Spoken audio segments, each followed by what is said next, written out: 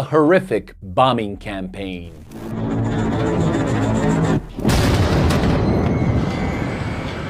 And it started on this day in 1999. Today, our armed forces joined our NATO allies in airstrikes against Serbian forces. Support for NATO's illegal war on Serbia was almost unanimous among U.S. politicians. I have supported the NATO bombings. What advice would you give President Clinton this very morning? Just don't lose your resolve. Not to say there wasn't any criticism. And the most obscene chapter in recent American history is the conduct of the Kosovo conflict when the President of the United States refused to prepare for ground operations. How obscene. America not sending in ground troops right away. What, to occupy all of Serbia? We should go to Belgrade and we should have a Japanese, German-style occupation of that country, and we should have public trials. I was in Serbia when the bombing started. I was 10 years old and I remember the air raid sirens. To me, this came out of the blue, but the stage for this was set before NATO's bombing started. Throughout the 1990s, American politicians and media outlets were bent on waging war against the Serbs in the Balkans. And I was suggesting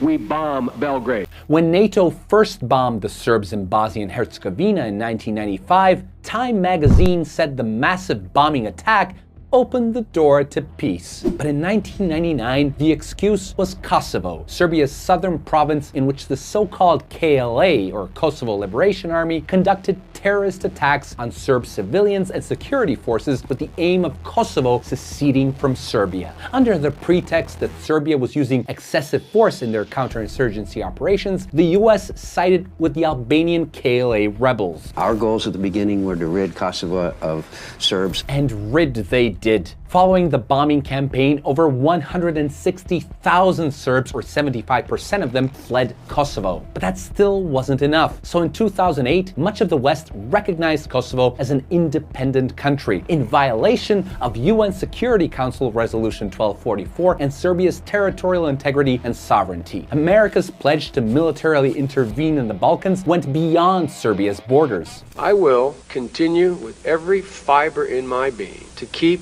America involved with troops that can shoot and kill to protect the rights of the Albanians wherever they reside in the Balkans. Many warned NATO's bombing would set a dangerous precedent. In 78 days, 420,000 missiles, including depleted uranium bombs and banned cluster bombs, fell on Serbia. They fell on our infrastructure, factories, television stations, hospitals, schools, kindergartens, on innocent civilians. Nobody ever apologized to Serbia for the bombing.